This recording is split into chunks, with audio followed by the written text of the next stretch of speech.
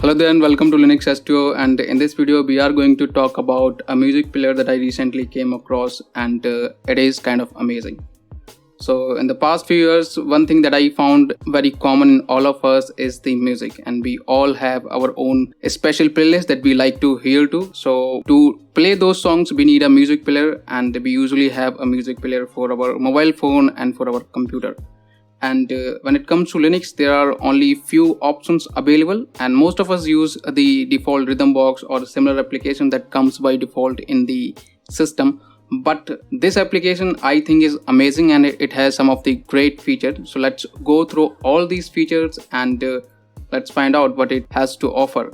So this is how it looks like. So by default you won't see the look like this, so I'm just going to delete this playlist from here. So when you will first time open this application, you will see a similar layout. So here you can go to the menu and click on this import music button, and this will automatically import all the files from the music folder and will display it in your application. So this is the playlist, and you can also customize the layout of it. So currently you can see this is a playlist section. Here are the controls. This is information section about the artist, the songs, the lyrics, and the album art. So you are seeing all these sections, but you can customize these sections according to these options that are available. For example, if I do not like the rightmost sidebar, then I can simply deselect it from here and it will hide.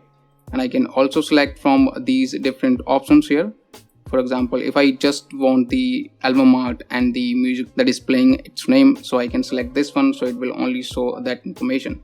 And the lyrics, they are directly fetched from the online sources, so it supports multiple sources, and from there it can automatically fetch the lyrics of the songs. So let's say I'm going to play a song here. So this is a very popular song, In My Feelings. So this is from the album Scorpion, and this is sung by Drake. So this is the song that is being played now.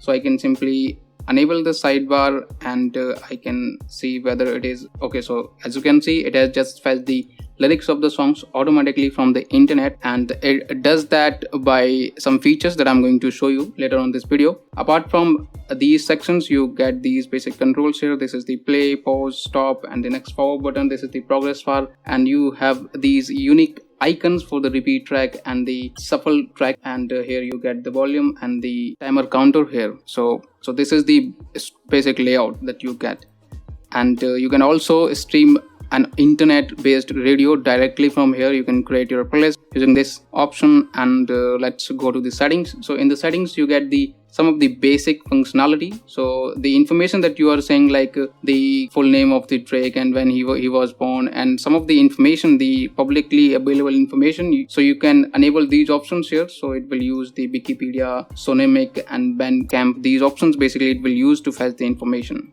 Apart from that, you get the audio option. So by default it uses GStreamer for audio, but you can also use its custom bass audio library. So this will enhance the bass basically. Apart from this, you get the theming options. So you can choose from different themes here, and they will get applied to the application. So this is the another theme that is just applied. So this is how the application works, and there are a few more settings, like you get the transcode options here. So if you want to transcode the music file into a different codec, you can also do that. You can also set a bitrate. So let's say you have a FLAC audio file, and those audio files are usually very large in size and they are completely raw. So you can convert them into something known as like MP3 or OOG, so that you can save some space.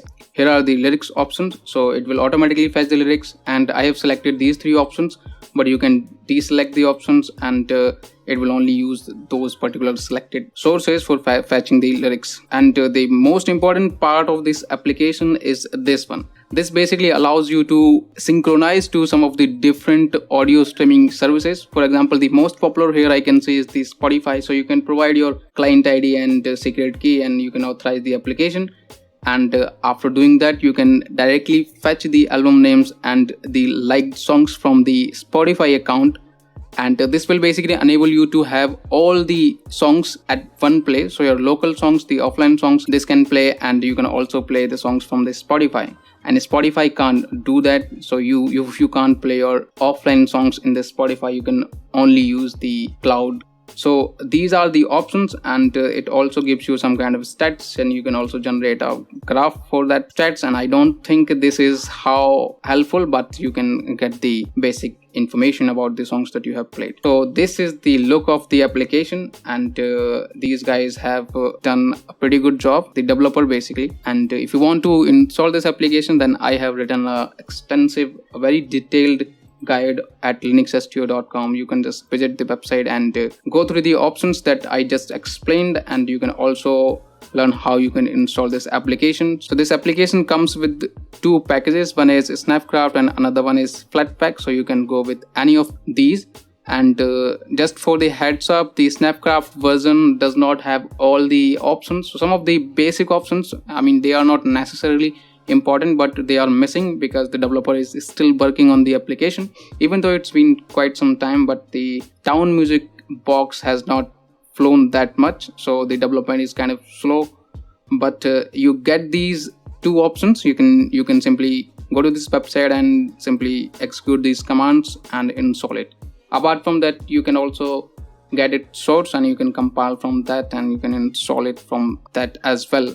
So this is the application that I just wanted to share with you guys, and I hope it's kind of featureful, and it has these features that I really personally like, but it depends on you whether you like these or not. So that was it in this video. I hope you liked it. If you did, then do not forget to tell me what you think about this in the comment section below, and catch you in the next one. Till then, take care and keep enjoying Linux.